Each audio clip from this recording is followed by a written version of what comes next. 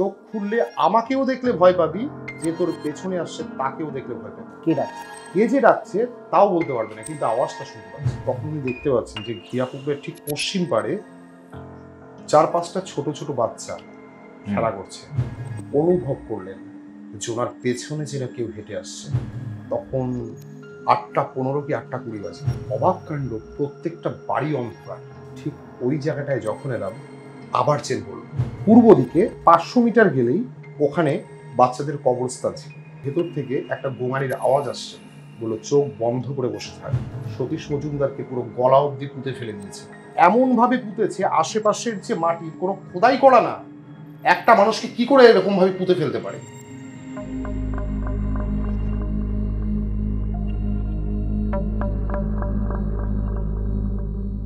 নমস্কার, দেখছেন FC stories ভৌতিকতা podcast সিরিজে আপনাদের সকলকে স্বাগত জানাই। আমি দেবাশিস। আজকের এই ভৌতিকতা পডকাস্ট সিরিজে আমাদের সঙ্গে উপস্থিত হয়েছেন বিশিষ্ট কবি ভাস্কর সেন মহাশয়। ভাস্কর দা, ওয়েলকাম টু এফসি স্টোরিজ। নমস্কার। তো কি গল্প শোনাতে চলেছে আজকে আমাদের? আমার নিজের কিছু গল্প, মানে বলতে গেলে যে গ্রাম বাংলার মধ্যে বড় হয়েছি, বা এখানে এমন কিছু কিছু ঘটেছে আমার সাথে যার কোনো উত্তর নেই। মানে উত্তর নেই বলতে তুমি বুঝতে পারো না জিনিসটা কি? না, একদম বিজ্ঞান ভিত্তিকভাবে কোনোভাবে মেলানো যায় না, আমি মেলাতে পারিনি কখনো। কিন্তু এমন কিছু ঘটেছে যেটাকে মনে হয় যেন হয়তো প্যারানর্মাল অ্যাক্টিভিটি বা প্রেতাত্মার কাছে মানে আছে। তো চলো শোনা যাক ভাস্করদার সেই গল্প, সেই ঘটে যাওয়া ঘটনা, যে ঘটনার যুক্তি শেষমেশ কি হয়েছিল তা মেলানো যায়নি। শুনবো ভাস্করদা। এটা আমার মায়ের কাছ থেকে শোনা। খুব ছোট ছিলাম তখন আমি, মা আমাকে বলেছিল, এবং মা যখন গল্পটা আমাকে বলেছিল, তখন মা বলতে বলতে মাও ভয় পেয়ে উঠেছি। আচ্ছা। আমার মায়ের যে বাড়ি ছিল বাংলাদেশের একটা ছোট ঘটনা। নোয়াখালী ডিস্ট্রিক্টের নোয়াখালীর রামনগর ডিস্ট্রিক্টে সেবারহাট বলে একটা জায়গা আছে। রামনগর সম্ভবত মনে হয় গ্রাম হতে পারে হয়তো। যাই হোক, মায়ের কাছে শোনা ছোটবেলার, আমি তো কখনো বাংলাদেশে যাইনি।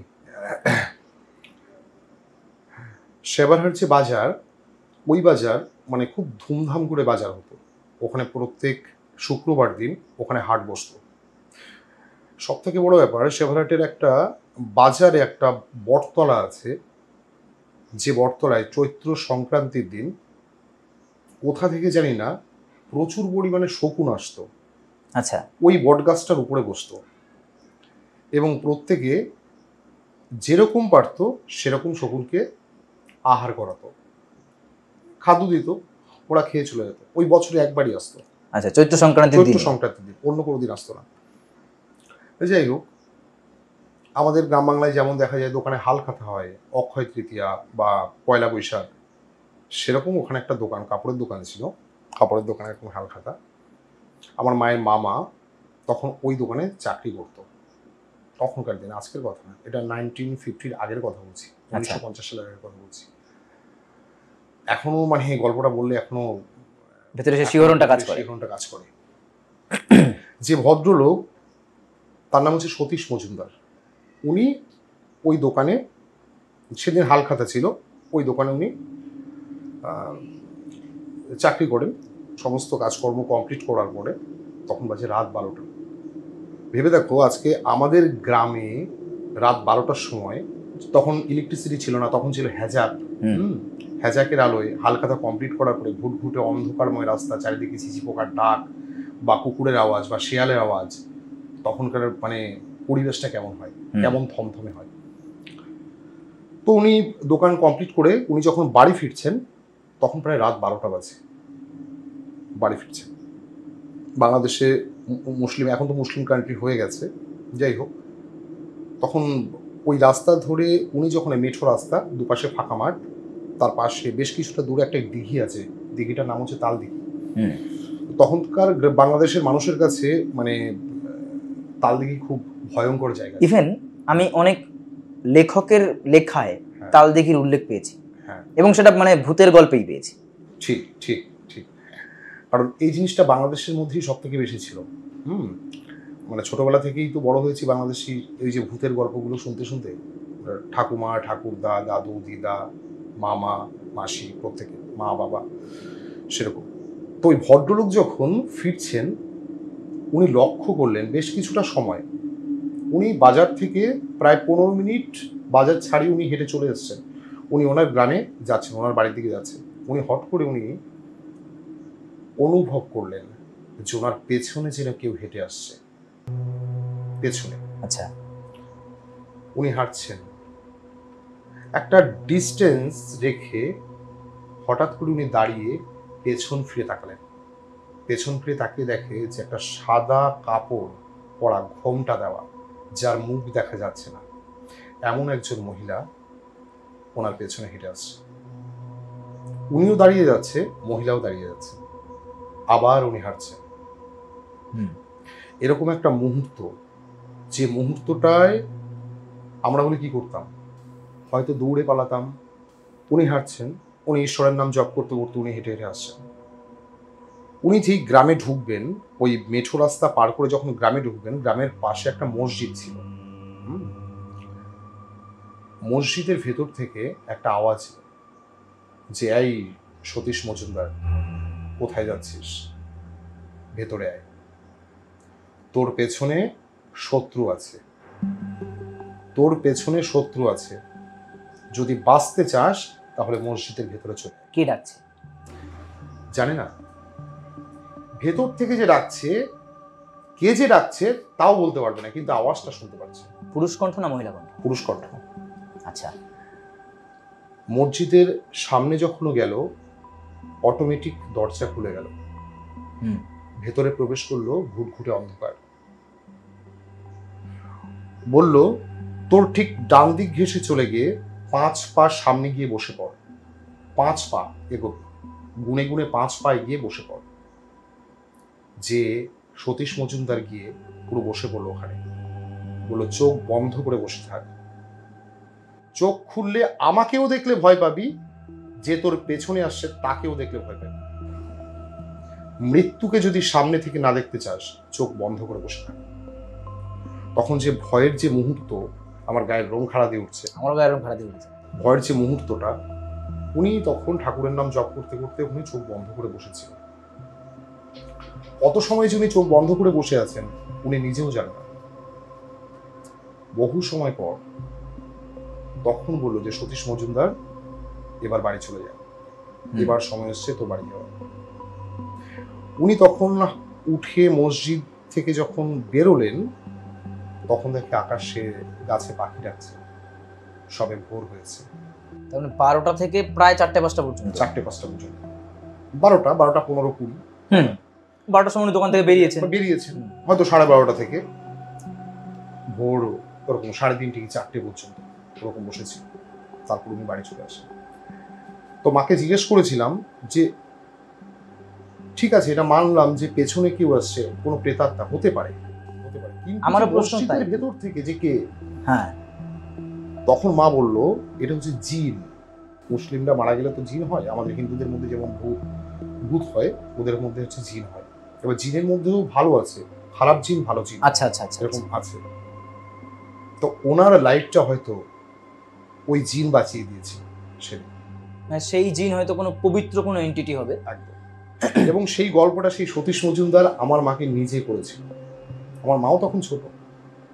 তখন সেই গল্পটা বহু বছর পর আমি যখন ছোট ছিলাম, মা আমাকে শুনেছে। এখনো ভাবি, চোখের সামনে ভাসে। যাইনি কখনো বাংলা। গল্পটা সত্যি শুনলে আমার গায়ের রং খাড়া দিয়ে উঠেছে। একদম। তো চলুন শুনবো ভাস্করদার পরবর্তী ঘটনা। এবার যে ঘটনাটা বলবো, এটা আমাদের গ্রামেরই ঘটনা। এটাও ঠিক মানে ছোটবেলারই ঘটনা। এটাও খুব ইন্টারেস্টেড। অ্যাকচুয়ালি মানে ভূতের গল্প মানেই বর্ষাকাল, আষাঢ় মাস, শ্রাবণ মাস, এরকম সময় মনে হয় ভূতের গল্প জমে। আমার একটা মামা ছিল, সে মামা বর্তমানে এখন এখানে থাকেন না, উনি থাকেন আসামে থাকেন। উনি যখন আগে ছিলেন এখানে, যখন ব্যাচেলার লাইফ, উনি যখন এখানে থাকতো, তখন আমাদের এখান থেকে, আমাদের যে স্কুল থেকে ঠিক উত্তর দিকে ঘিয়া পুকুর বলে একটা পুকুর আছে। আচ্ছা। ঘিয়া পুকুরের গল্পটা বলতে গেলে এটা নিয়েও গল্প আছে অনেক, এটা পরে একটা সময় বলবো। তো সেই ওই মামার বাড়ি থেকে ঘিয়াপুকুর বেশি দূর না, এবং আমাদের যে গ্রামের পরবর্তী গ্রাম তার নাম হচ্ছে ধানকুনি গ্রাম। তো গ্রামের যেটা হয় আর কি, তাসের আড্ডা, তাস খেলা। দুপুরের পরপর বৃষ্টি হয়ে গেছে, 3টে 3:30 এরকম বাজে, কালো অন্ধকার, পুরো একদম মেঘ, বৃষ্টি নেই তখন, চারিদিকে ব্যাঙের আওয়াজ। তখন উনি গেছেন পাশের গ্রামে তাস খেলতে। তাস খেলছেন, তাস যখন খেলছেন উনি, তাস খেলতে খেলতে যে কত রাত হয়েছে উনি নিজেও জানেন। মানে তাসের নেশাটা এতটাই ছিল যে উনি ভুলে গেছেন সময় কটা বাজে। ভালো কথা, তখনকার দিনের মানুষের অত ঘড়িও ছিল না, গ্রাম বাংলা সবাই চাষবাস করে। তাস খেলার পরে উনি উঠেছেন, উঠে উনি যথারীতি বাড়ির দিকে পা বাড়িয়েছেন। উনি কিন্তু মেন রাস্তা দিয়েও আসতে পারতেন, তখনকার মেন রাস্তা বলতে মাটির রাস্তা, যেটা আমি আমাদের গ্রাম বাংলার, উনি আর মাটির রাস্তার উনি ধরেননি। বাড়ির পাশ দিয়ে জমির আল দিয়ে এটা শর্টে উঠে যাবেন আর ঘিয়াপুকুরের পাশ দিয়ে উনি বাড়িতে আসবেন। উনি আসছেন যথারীতি, চারিদিকে ব্যাঙের আওয়াজ, একটা বর্ষা মুখর একটা রাত কেমন হয়। উনি ভাবছেন তখন সন্ধেবেলা।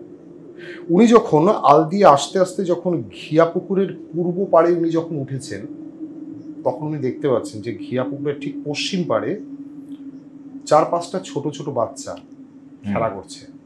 আচ্ছা, ওই বৃষ্টির মধ্যে? ওই বৃষ্টি তখন নেই, বৃষ্টি তখন থেমে গেছে, ঝোড়ো হাওয়া আছে, খেলা করছে। উনি আবার একটু বাচ্চাদেরকে ধমক দিয়ে বললেন যে কার বাড়ির বাচ্চা এখনো পর্যন্ত এখানে খেলাধুলো করছে, এখনো পর্যন্ত বাড়ি যায়নি। ধমক দিল বাচ্চাগুলোকে, বাড়ি যা, প্রত্যেকে বাড়িতে গিয়ে পড়াশোনা বই নিয়ে বয়। বাচ্চাগুলো কে কার কথা শোনে, ওনার এই কথা শুনে বাচ্চাগুলো হো হো হো করে হাসতে হাসতে মাঠের দিকে চলে গেল। উনি যখন ঘিয়াপুকুর পার করে যখন আম বাগানের পাশ দিয়ে যখন ওনাদের পাড়ায় ঢুকছেন, তখন পরপর বাড়ি। অবাক কাণ্ড, প্রত্যেকটা বাড়ি অন্ধকার। তখনকার সময়টা ছিল বামফ্রন্ট আমল, বামফ্রন্টের প্রথম সময়। উনি ভাবছেন হয়তো বামফ্রন্টের কোনো মিটিং আছে, পার্টির কোনো মিটিং আছে। উনি হাঁটতে হাঁটতে ওনার রাস্তা ধরে বাড়ি ফিরছেন। বাড়ি ফিরতে বাড়ি ফিরছেন উনি। যখন বাড়িতে আসলো তখন দেখছে বাড়ির সবাই ঘুমিয়ে আছে। আচ্ছা, তখন দাদা, ওরা 3 ভাই, ও মেজো ভাইয়ের কাছে থাকতো। বৌদিকে ডাকলো, বৌদি বলছে তুমি এত রাতে এসছো, তোমার ভাত বাড়া আছে, তুমি ভাত নিয়ে তুমি খেয়ে নিও, খেয়ে দিয়ে শুয়ে পড়ো। তখন খটকা লেগেছে। তখন উনি বলছে ভাত নিয়ে তোমরা এত সন্ধেবেলা শুয়ে আছো কেন, সবে সন্ধে হয়েছে, এর মধ্যে শুয়ে পড়েছো। কলে গিয়ে হাত মুখ ধুয়ে ফ্রেশ হয়ে ঘরে ওনার যে রুম, ওনার রুমে এসে যখন হেরিকেন জ্বালালো, ঘড়ির দিকে তাকালো, তখন দেখে রাত 12টা। ওই মানুষটা তখন কি করবে, গা হাত পা কাঁপা শুরু হয়ে গেছে। তখন ওই ভাত ওভাবেই পড়ে 3 দিন জ্বর থেকে উঠতে পারিনি।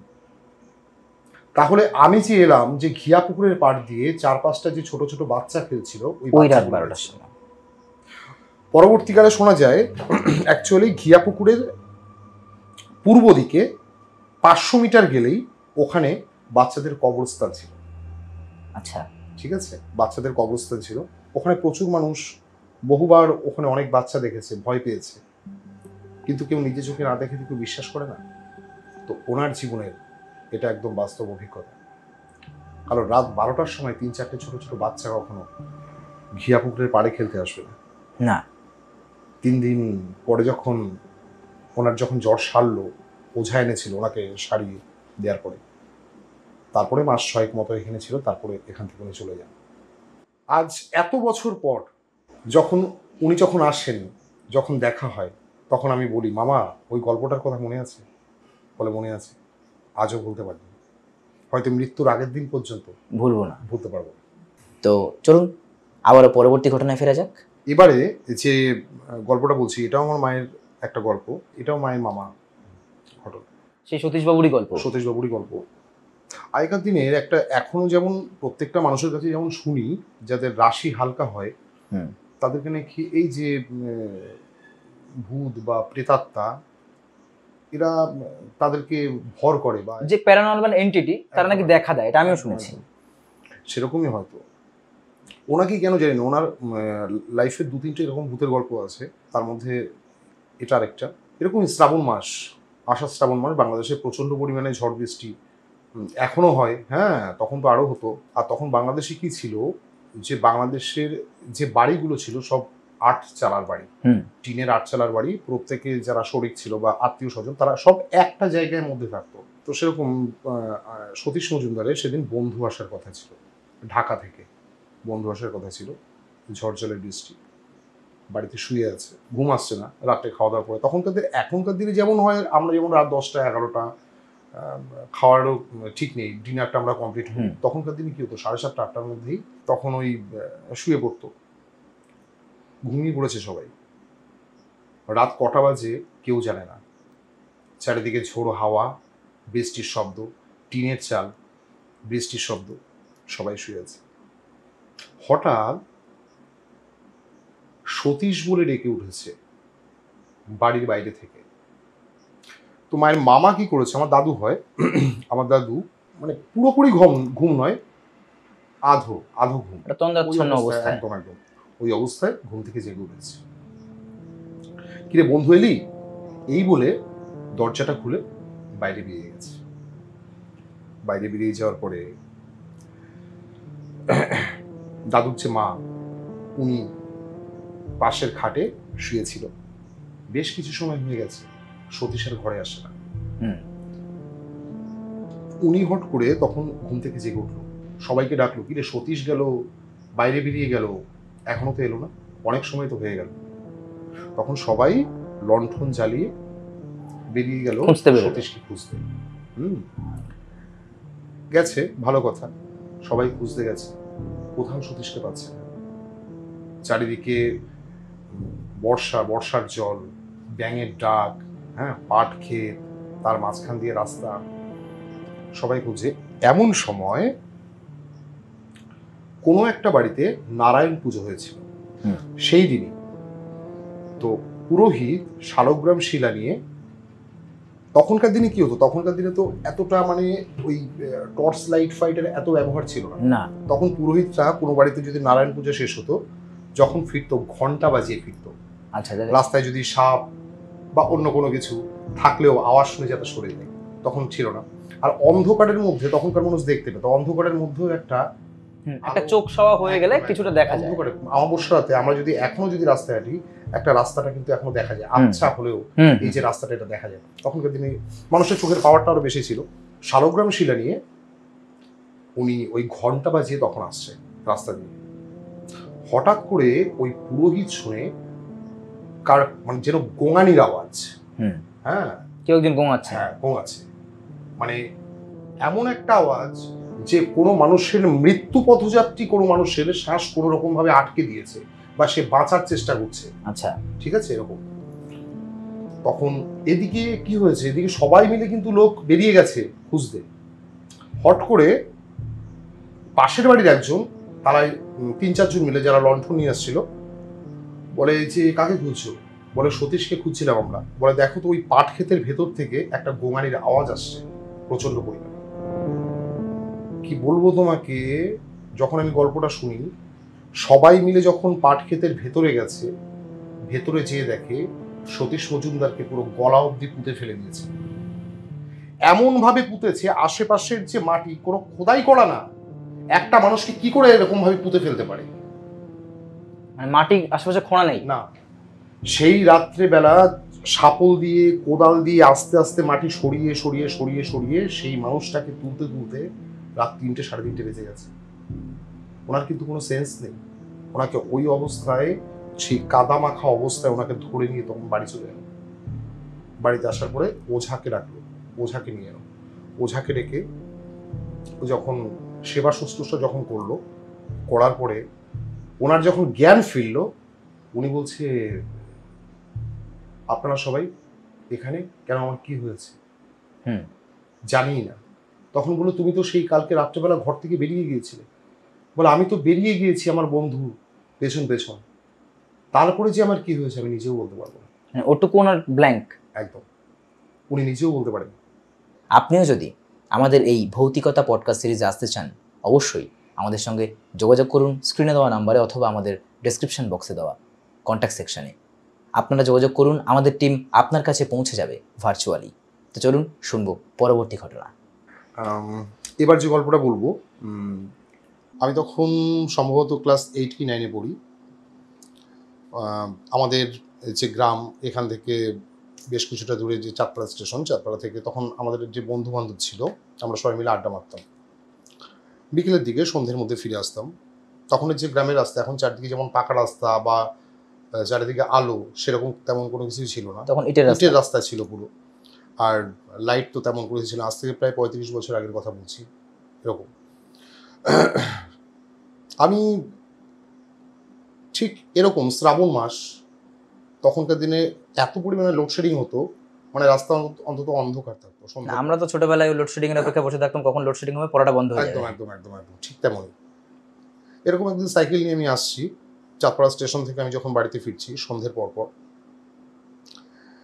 ঢাকুরিয়া বলে একটা জায়গা আছে, যে ঢাকুরিয়াটা পার করে রাস্তার ঠিক আমি বাদিক ঘেঁষে সাইকেল চালিয়ে আমি তখন আসছি। একটা জায়গায় হঠাৎ এসে চেন পড়ে গেল। চেন পড়ে গেছে, আমি নামলাম, আমি নেমে চেনটা তুললাম। চেনটা তুলে আমি সুন্দরভাবে চলে এলাম। কিন্তু ওই জায়গাটায় আশেপাশে কিন্তু কোনো বাড়ি নেই, চারপাশে গাছপালা, বাঁশ বাগান, সমস্ত কিছু, ঝিঝি পোকার ডাক। তখন সময় কত? তখন সময় সম্ভব 7:30 থেকে 8টা। আচ্ছা। তো গ্রাম্য এলাকায় কি হয়, যখন লোডশেডিং থাকে, যখন ওই অন্ধকার যখন নামে, তখন মনে হয় যেন রাত 9টা কি 10টা, এরকম।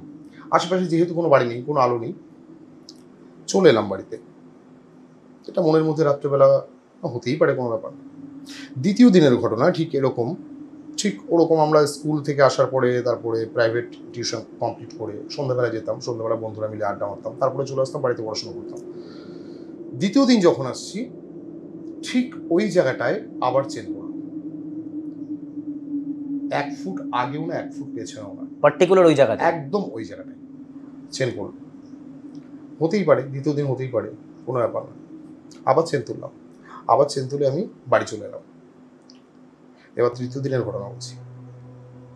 তৃতীয় দিন যখন ফিরছি, ঠিক ওরকম সময় আমার মনের মধ্যে কিন্তু হচ্ছে যে এবার যদি চেন পড়ে, দেখা যাক পড়ে কি আর না পড়ে। অবাক করা কাণ্ড, ঠিক ওই জায়গাটায় এসে আবার চেন পড়ল। মানে পরপর 3 দিন একই জায়গায় পুরো চেন পড়ল। টাইমটাও কি সেম? না, টাইমটা সেম বলতে পারবো না।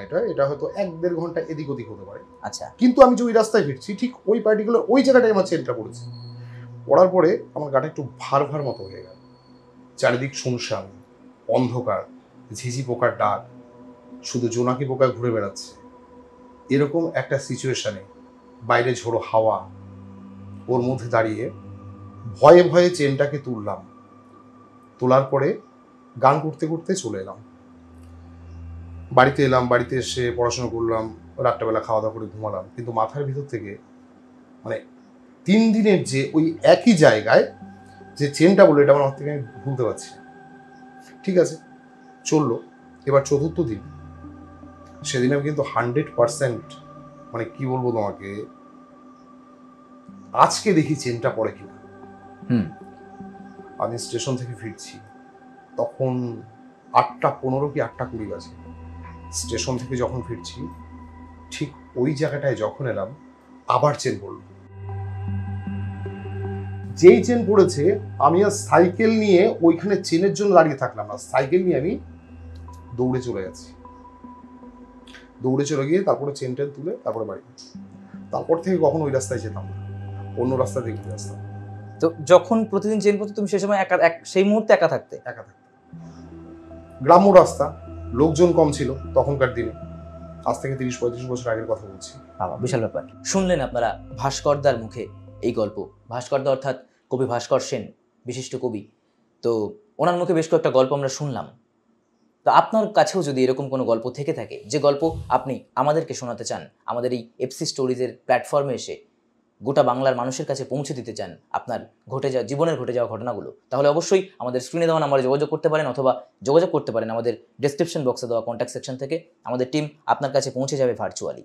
তো চলুন আজকের মতো সকলের থেকে বিদায় নিচ্ছি। সকলে ভালো থাকবেন, কিন্তু তার আগে ভাস্করদার মুখ থেকে কিছু শুনবো এফসি স্টোরিজ সম্পর্কে। যে এত সুন্দর একটা প্ল্যাটফর্ম, যে প্ল্যাটফর্মের মধ্যে দিয়ে আমরা যে গল্পগুলো, যে প্রত্যেকটা মানুষকে যে আমরা বলার যে সুযোগ পাচ্ছি, যেমন এটা ছোটোবেলায় ছিল না, যেমন আমি মার কাছে, দাদু দিদার কাছে যে গল্পটা যে শুনতাম, আজকে এই ইউটিউব বা ফেসবুক, হ্যাঁ, এর মধ্যে দিয়ে যে সমগ্র বিশ্বের মধ্যে যে গল্পগুলোকে ছড়িয়ে দেওয়ার যে প্রচেষ্টা, এই প্রচেষ্টাকে আমি সত্যি সাধুবাদ জানাই। অসংখ্য ধন্যবাদ, অসংখ্য ধন্যবাদ ভাস্করদাকে আমাদের এফসি স্টোরিজ আসার জন্য। তো চলুন সকলে ভালো থাকবেন, সুস্থ থাকবেন এবং ভালোবাসায় থাকবেন। সকলকে এফসি স্টোরিজের পক্ষ থেকে শুভরাত্রি।